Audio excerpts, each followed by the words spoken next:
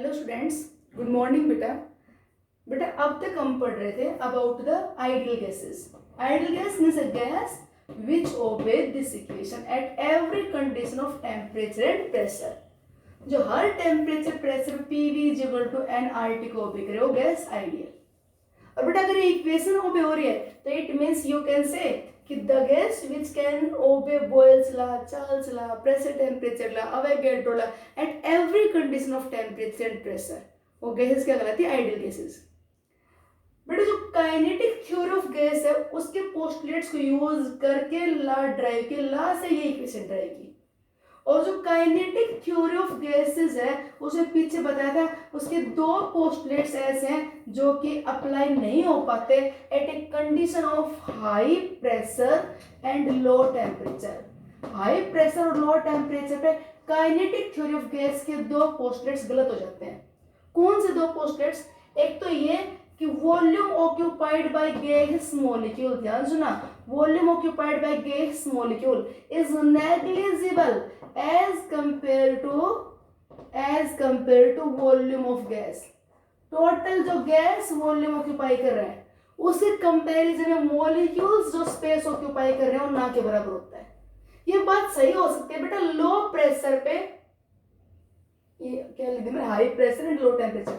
तो ये बात सही हो सकती है बेटा कहाँ पे कि you can neglect the volume occupied by gas molecule eight a condition of low pressure. Low pressure molecule बहुत दूर दूर होंगे, मॉलिक्यूल बहुत दूर दूर होंगे, हाई टेम्परेचर मॉलिक्यूल बहुत दूर दूर होंगे। तो यहाँ पे टोटल जो स्पेस ऑक्यूपाइड बाय गैस है it is very large as compare to volume occupied by molecules, then we can neglect. But अगर कंडीशन हाई प्रेशर तो molecules comes close, low temperature molecule remains close. Now we cannot neglect volume occupied by the molecule as compared to volume of gas. क्योंकि यहाँ पे बेटा मान लीजिए आप कहते हैं कि यहाँ पे volume occupied by gas 1000 litre है, पार्टिकल्स ने वॉल्यूम 1 लीटर ऑक्यूपाई की, तो 1000 के कंपैरिजन में आप 1 को नेगलेक्ट कर सकते हो। और बहुत हाई प्रेशर पे मॉलिक्यूल पास पास आ गए, लो टेम्परेचर मॉलिक्यूल पास पास आ गए, तो volume occupied by gas 10 litre है और मॉलिक्यूल्स की वॉल्यूम वही 1 लीटर है, तो 10 के कंपैरिजन में 1 को नेगलेक्ट नहीं कर सकते। तो this postulate is correct only at a condition of low pressure and high temperature. So this equation can be obeyed by the gas at low pressure and high temperature. दूसरा, there is no force of interaction in between gas molecule. Kinetic theory of gas कहते हैं कि molecules में कोई attraction नहीं होता, there is no force of interaction, there is no forces of interaction in between the gases molecule, no force of interaction in between gas molecule. Gas molecules के बीच में कोई इंटरेक्शन नहीं होता। बेटा मॉलिक्यूल दूर दूर होंगे तो हम कह सकते हैं देयर इज नो इंटरेक्शन, कोई अट्रैक्शन रिपल्सन नहीं है। पर अगर प्रेशर हाई होगा, लो टेम्परेचर होगा, मॉलिक्यूल पास पास होंगे तो उनके अट्रैक्शंस को आप नेग्लेक्ट नहीं कर सकते।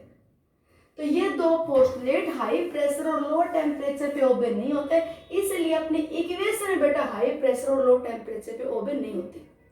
तो फिर वंडरवाल साइंटिस्ट ने एक ऐसी इक्वेशन दी, वंडरवाल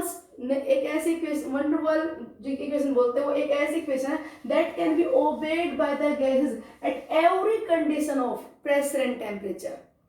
ठीक है, तो बेटा जो नेचर में गैस है वो कौन सी? रियल गैस, आइडियल गैस उसे कहते हैं जो इसको ओबे करे eight every condition of pressure temperature. तो कोई भी गैस परफेक्टली आइडियल नहीं है। जो गैस इस इक्वेशन को ओबे नहीं कर पाती eight every condition of pressure and temperature उन्हें क्या बोलते हैं? Real gas. तो रियल में जो गैस है, जो रियल गैस है वो कौन से रिजल्ट को ओबे करेंगे? इसको तो ओबे करेंगे नहीं। तो बताया कि भाई क्यों ओबे नहीं करेंगे, उसको करेक्ट कर दो। तो बेटा इसने करेक्शन किया और करेक्ट करने के बाद जो इक्वेशन दी उसे बोलते हैं वंडरवाल्स इक्वेशन। तो करेक्शन क्या किया? पहला correction in volume, correction in volume. क्या करेक्शन किया बेटा वॉल्यूम में? देखो बॉयल्स लॉ क्या कहता है? Volume occupied by gas is inversely proportional to pressure at a constant temperature. मतलब कि कांस्टेंट टेम्परेचर पे जितना प्रेशर इंक्रीज करते जाओगे वॉल्यूम ऑफ गैस डिक्रीज होती जाएगी। बेटा प्रेशर के इंक्रीज करने पे वॉल्यूम ऑफ गैस डिक्रीज जो होती है ना, वो क्या डिक्रीज होती है? Volume of empty space, molecules comes close, तो गैसेस मॉलिक्यूल की वॉल्यूम तो उतनी है जो कंप्रेस होते मॉलिक्यूल पास पास आ गए तो एम्प्टी स्पेस कम होगा। मतलब यहाँ पे क्या हो गया, वॉल्यूम ऑफ गैस को हम कैसे रिप्रेजेंट करेंगे, volume of gas molecule plus में वॉल्यूम ऑफ एम्प्टी स्पेस। तो बेटा प्रेशर के चेंज करने से जब प्रेशर कम कर दिया, this molecule go far apart, तो वॉल्यूम बढ़ गई, तो वॉल्यूम एम्प्टी स्पेस की बढ़ी। प्रेशर लगा दिया, मॉलिक्यूल पास पास आ गए, तो वॉल्यूम एम्प्टी स्पेस ही कम हुई। मॉलिक्यूल्स तो हार्ड स्फीयर है, काइनेटिक थ्योरी ऑफ गैस में माना गया है कि gas molecules are hard sphere, these molecules are incompressible, molecule compress नहीं होगा, तो प्रेशर के कम या ज्यादा करने से एम्प्टी स्पेस ना, जो बीच में खाली स्पेस है, वो कम या ज्यादा होता है।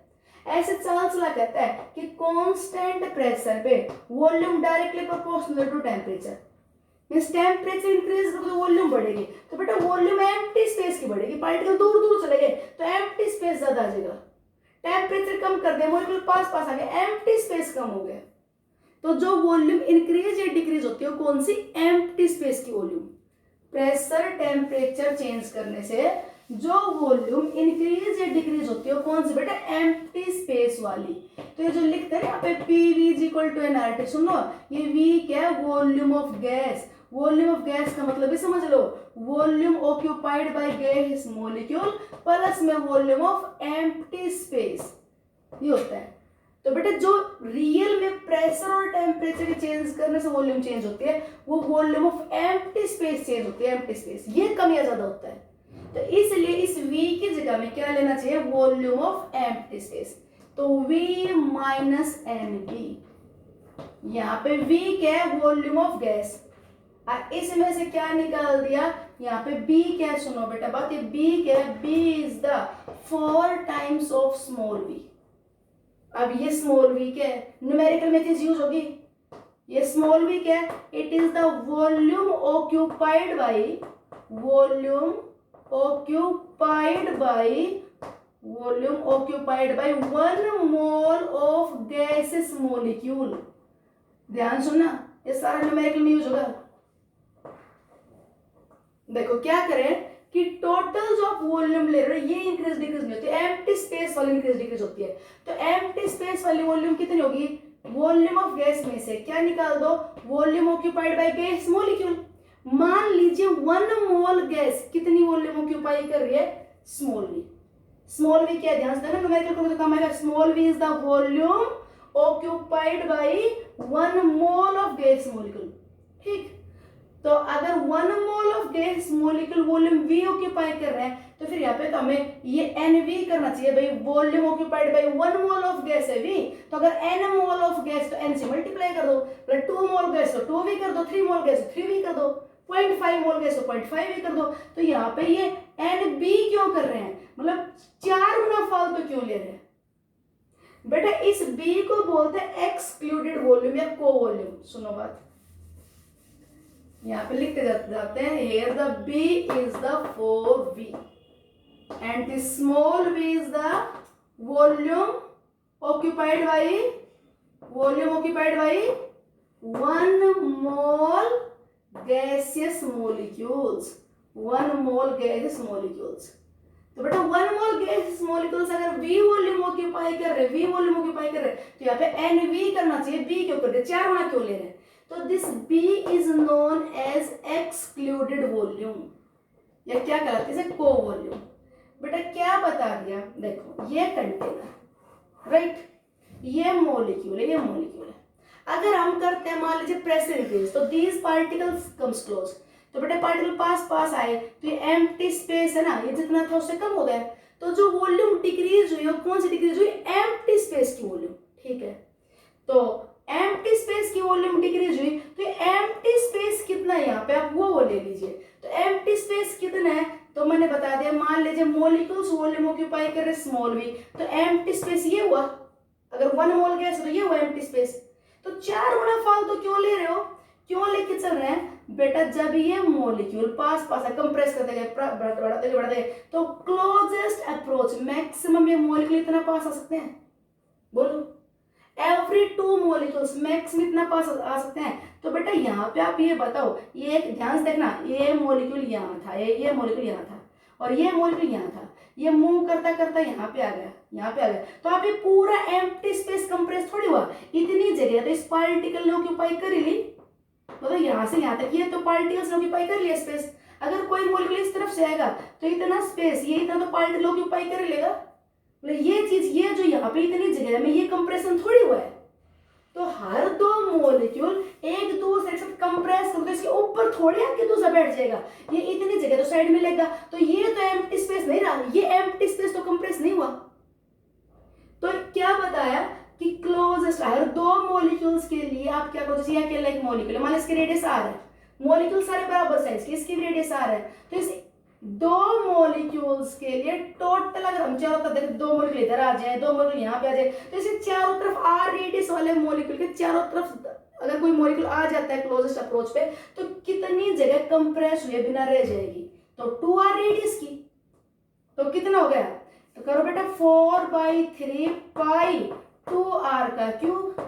ठीक है जी, कितना होगा बेटा 8 इंटू 4/3 पाई आर क्यूब। बेटा ये दो मॉलिक्यूल्स के लिए हो गए। तो एक सिंगल मॉलिक्यूल को कितनी जगह अपने चारों तरफ छोड़नी पड़ेगी, तो बेटा कितनी छोड़नी है, दो मॉलिक्यूल्स के लिए इतना स्पेस छोड़ना पड़ता है, तो एक मॉलिक्यूल के लिए कितना स्पेस छोड़ना पड़ेगा, उसकी रेडियस के बराबर। तो इसका आधा कर दो कि दो मॉलिक्यूल्स के लिए अगर 2r रेडियस का स्पेस छोड़ना पड़ रहा है, तो एक मॉलिक्यूल के लिए कितना छोड़ना पड़ेगा, ये this for the two molecules, तो एक मॉलिक्यूल के लिए कितना हो गया 4 इंटू 4/3 पाई आर क्यूब।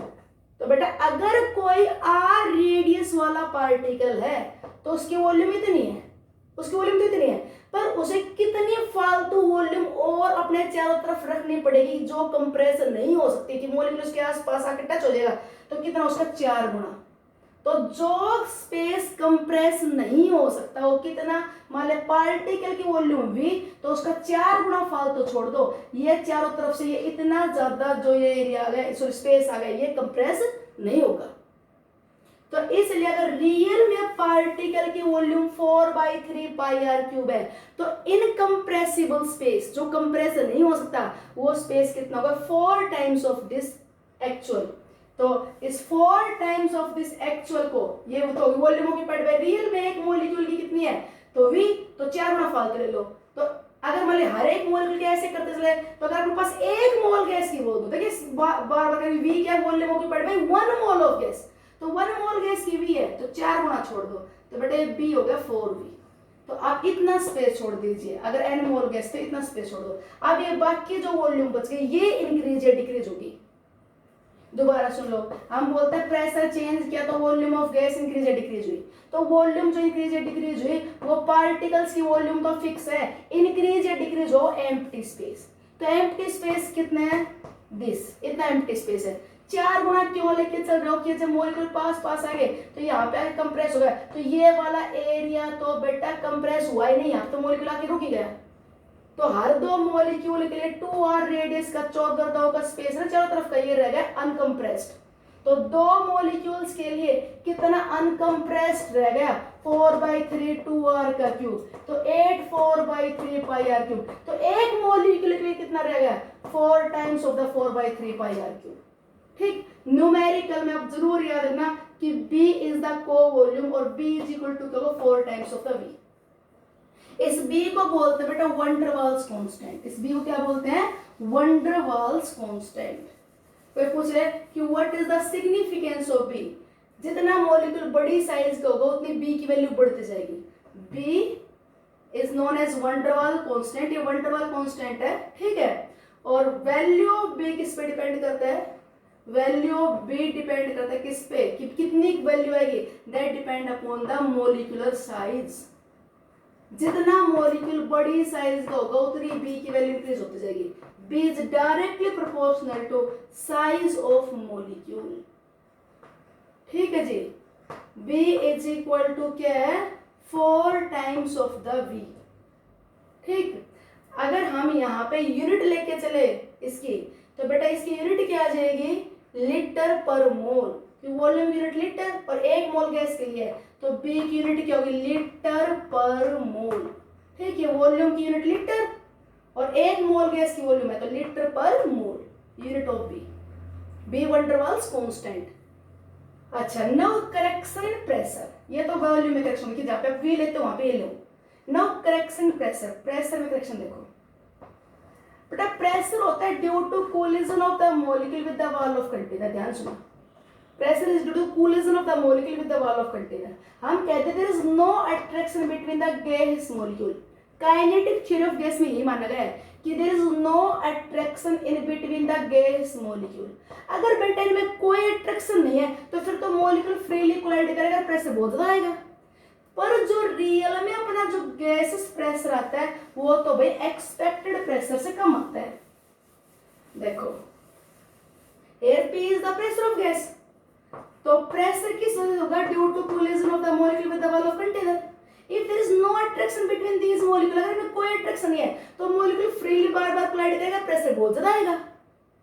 तो हम तो एक्सपेक्ट कर रहे हैं प्रेशर आना चाहिए पी, पर रियल में प्रेशर जो आ रहा है वो बेटा कम आ रहा है। क्यों आ रहा है कम?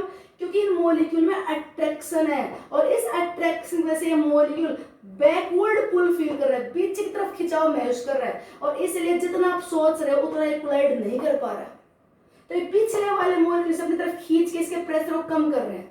तो अगर आपको ये इक्वेशन सही करनी है तो आप ऐसा करो, यहाँ पे जो ये प्रेशर P है इसमें कुछ एडिशनल प्रेशर ऐड करो, क्योंकि आप जितना P सोच रहे हो उतना प्रेशर आ नहीं रहा। क्यों नहीं आ रहा? Due to attraction between these molecule. तो भाई कितने ऐड करें? P डैश की वैल्यू क्या ले? जैसे यहाँ पे वॉल्यूम हम जो कहते हैं कम ज्यादा हो रही है, वो V कम ज्यादा नहीं हो रही। ये मॉलिक्यूल्स जो स्पेस ऑक्यूपाई कर रहे हैं तो फिक्स है, तो इसमें से ये घटा दो, ये वॉल्यूम कम या ज्यादा हो रही है। ऐसे प्रेशर आप P कह रहे हो, रियल में उतना प्रेशर गैस का आ नहीं रहा। क्यों नहीं आ रहा? There is attraction between the molecule. तो जिन गैस के मॉलिक्यूल में अट्रैक्शन ज्यादा होगा वहां तो बेटे प्रेशर काफी कम हो जाएगा। तो फिर आपको इसके बराबर करने के लिए ये P डैश बढ़ा लेना पड़ेगा। मान लो एक तो मेरे पास है हाइड्रोजन गैस, एक मेरे पास उसी कंटेनर बेटा अमोनिया गैस है। ये दोनों सेम टेम्परेचर सेम वॉल्यूम पे है। One mole number of mole बराबर ले लिए, टेम्परेचर बराबर ले लिया, वॉल्यूम बराबर ले लिया, तो PV is equal to NRT के अकॉर्डिंग, तो वॉल्यूम बराबर, टेम्परेचर बराबर, नंबर ऑफ मोल बराबर। तो हम समझते हैं इसका प्रेशर P आना चाहिए, इसका प्रेशर P आना चाहिए, ठीक है। पर इसका प्रेशर मतलब मैं इसका प्रेशर 1 एटमॉस्फेयर आना चाहिए, इसका 1 आना चाहिए। नंबर ऑफ मोल बराबर, टेम्परेचर बराबर, वॉल्यूम बराबर। इसका तो बेटा 1 की जगह आया 0.8 और इसका 1 की जगह आया 0.6। क्यों? अट्रैक्शन की वजह से प्रेशर थोड़ा कम आया। तो इसमें तो बराबर करने के लिए P डैश आप जोड़ोगे 0.2 हाइड्रोजन में, और अमोनिया में मॉलिक्यूल में अट्रैक्शन ज्यादा है। अमोनिया मॉलिक्यूल में आपको याद हो तो क्या हो जाती है? Hydrogen bonding. तो यहाँ पे अट्रैक्शन स्ट्रॉन्ग है, ये पीछे तक ज्यादा खिंचाव महसूस करेगा, तो प्रेशर और कम लग रहा है। तो अब इसको 1 करने के लिए यहाँ पे ऐड करना पड़ेगा 0.4। तो P डैश की वैल्यू क्या लें? That will depend upon the nature of gas and that will depend upon the density of gas. बेटा P जो प्रेशर है ये जो आना चाहिए उसके बराबर करने के लिए कितना ऐड करें? एक तो डिपेंड करे गैस की डेंसिटी कितनी है, means how many molecules are present per unit volume. जितने number of molecule per unit volume ज्यादा होंगे उतनी बेटा P डैश की वैल्यू ज्यादा होगी। जितनी डेंसिटी ज्यादा होगी उतना पीछे तरफ ज्यादा खिंचाव महसूस करेगा, ठीक है। तो P dash is directly proportional to the density का स्क्वायर। जितनी डेंसिटी बढ़ती जाएगी उतना P डैश बढ़ेगा। डेंसिटी बढ़ेगी तो बोले मॉलिक्यूल का जितना अट्रैक्शन जितना यहाँ पे कोलिजन होना चाहिए था उससे कम हो रहा है कोलिजन, क्योंकि डेंसिटी ज्यादा होगी तो पीछे तरफ ज्यादा खिंचाव महसूस करेगा। जितने मॉलिक्यूल आसपास ज्यादा होगी पीछे तरफ ज्यादा खिंचाव महसूस करेगा, तो फिर प्रेशर को बराबर करने के लिए ज्यादा ऐड करना पड़ेगा। और P dash is equal to AN/V का स्क्वायर। ये A हो गया बेटा कांस्टेंट ऑफ प्रोपोर्शनलिटी। ये A की वैल्यू डिपेंड करेगी upon the nature of gas. जिन गैसियस मॉलिक्यूल में intermolecular force of attraction strong है, जहां पे intermolecular forces of attraction strong है वहां पे बेटा A की वैल्यू भी बड़ी आएगी। क्यों? एग्जांपल एक तो ली मैंने, सुन लो, हाइड्रोजन गैस, ध्यान सुनना। एक ली मैंने अमोनिया गैस। दोनों कंटेनर की वॉल्यूम बराबर, टेम्परेचर बराबर, नंबर ऑफ मोल बराबर। P दोनों को बराबर होना चाहिए था। मैंने कहा यहाँ पे P आया 0.8, यहाँ पे P आया 0.6। बेटा जब नंबर ऑफ मॉलिक्यूल्स बराबर है तो डेंसिटी तो दोनों बराबर है।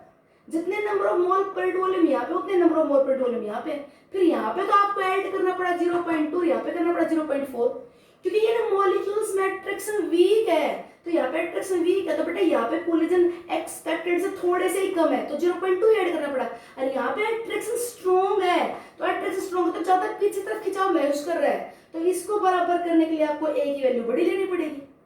अगर n बाई वी दोनों जगह बराबर है तो a किसका बड़ा होगा, जहां पे अट्रैक्शन स्ट्रॉन्ग होगा वहां पे आपको a की वैल्यू बड़ी रखनी पड़ेगी। तो a is the van der Waal constant and its value depends upon the strength of intermolecular forces।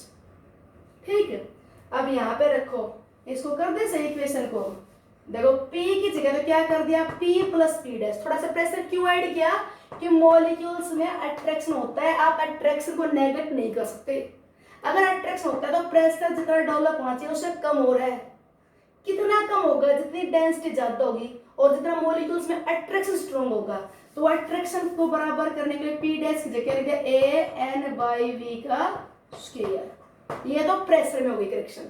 Volume जो कम या ज्यादा होती है वो एम्प्टी स्पेस वाली, तो ये v अगर वॉल्यूम ऑफ गैस है तो आप मॉलिक्यूल्स की वॉल्यूम निकाल दो। अगर नंबर ऑफ मोल्स n है तो nv होना चाहिए, पर हम इसका 4 गुना फालतू लेंगे n4v, और 4v को मैंने कह दिया b।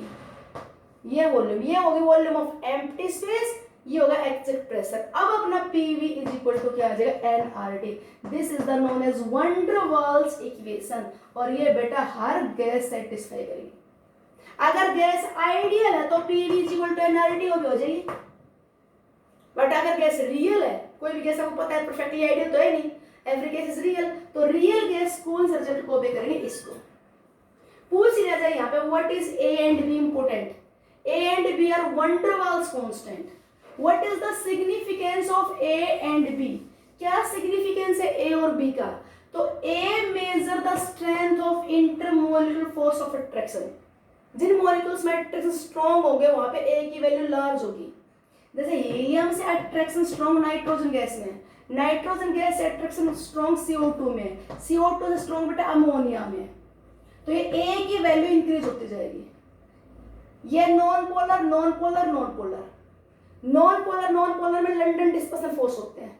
लंडन डिस्पर्सन फोर्स की स्ट्रेंथ डिपेंड करती है size, molar mass, surface area.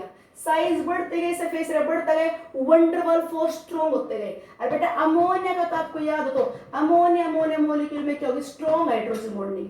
जितना अट्रैक्शन स्ट्रॉन्ग उतना ही प्रेशर एक्सपेक्टेड से कम, तो उसे बराबर करने के लिए आपको A की वैल्यू बड़ी रखनी पड़ेगी। मैं कितना ये P डैश ले हूं, एक तो डिपेंड करेगा there how many molecules present per unit volume, कि आपने उस कंटेनर में कितना मोल गैस ले रखी है पर यूनिट वॉल्यूम, तो उसके अकॉर्डिंग बैकवर्ड अट्रैक्शन होगा। और A डिपेंड करेगा कौन सी गैस ले रखी है, तो A depend upon the nature of gas. यहाँ पे A की वैल्यू डिपेंड करेगी गैस के नेचर पे, जितनी अट्रैक्शन स्ट्रॉन्ग उतनी A की वैल्यू लार्ज।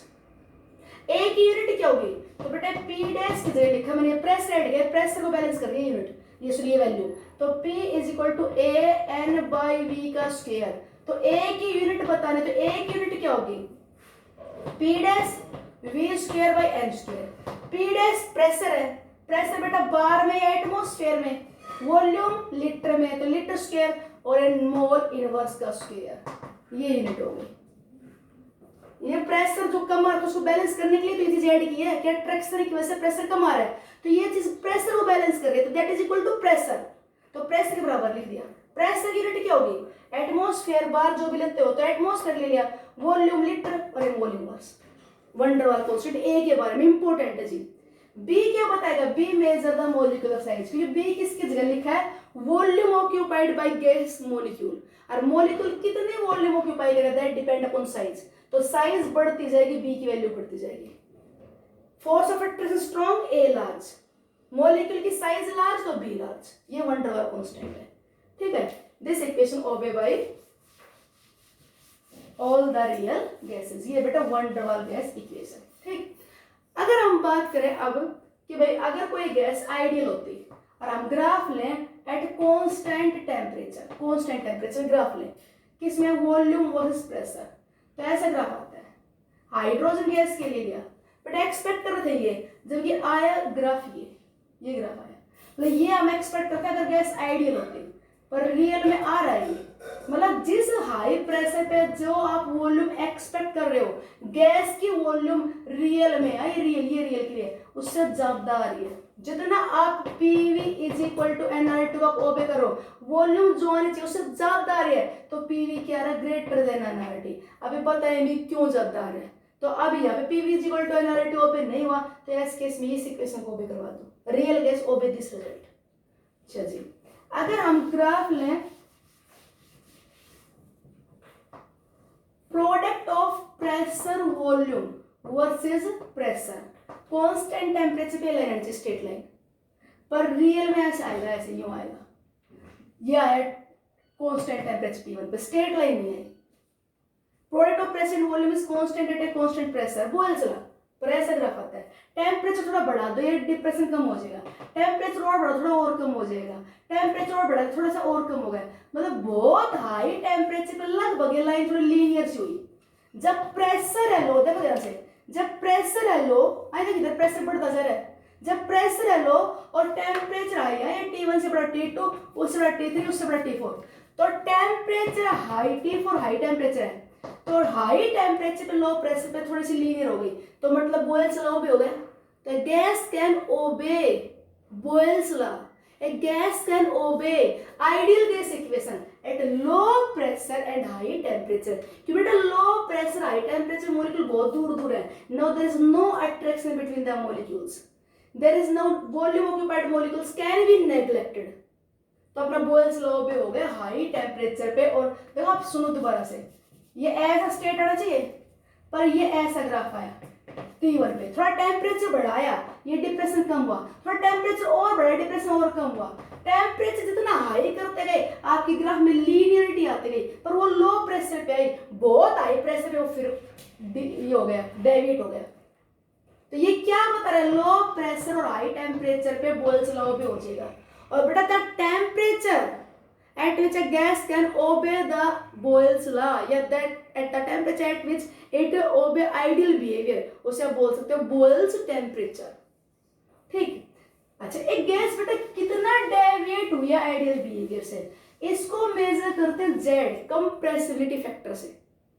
हमारा नेक्स्ट जो टॉपिक होगा Z के बारे में पढ़ेंगे, मैं बता दूं a gas deviate how much from ideal behavior, ये Z बताएगा। Z होता है compressibility factor, Z is the compressibility factor।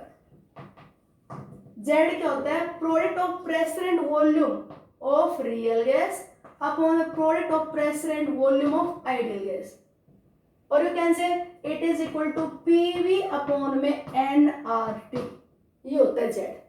Z is equal to PV upon NRT। अगर गैस आइडियल है तो ये इज इक्वल टू 1 आएगा, कि जो प्रोडक्ट प्रेशर वॉल्यूम का आप आइडियल गैस के लिए भी एक्सपेक्ट करते हो वही रियल गैस का आएगा, मतलब NRT is equal to PV होगा। NRT इज इक्वल टू अगर PV के बराबर है तो ये 1 आ जाएगा आपका, और NRT अगर अपना PV के बराबर नहीं, ये ऐड करना पड़ रहा है तो फिर गैस रियल है। तो Z कंप्रेसिव फैक्टर क्या है, PV अपॉन NRT, या ये लिख दीजिए, और Z की वैल्यू 1 होगी तो गैस कैसी, आइडियल।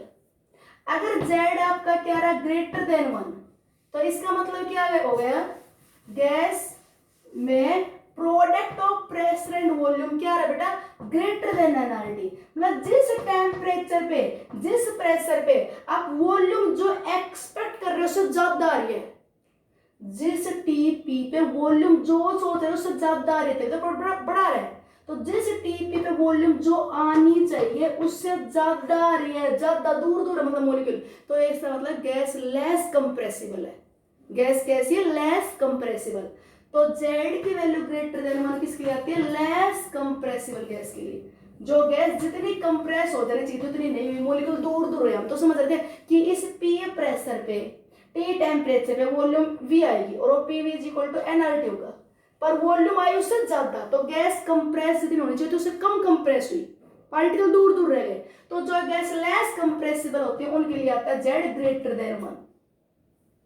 ऐसे को बोलते हैं कि gas exhibit positive deviation from ideal behaviour. Gas कैसे डेविएशन शो कर रही है, पॉजिटिव।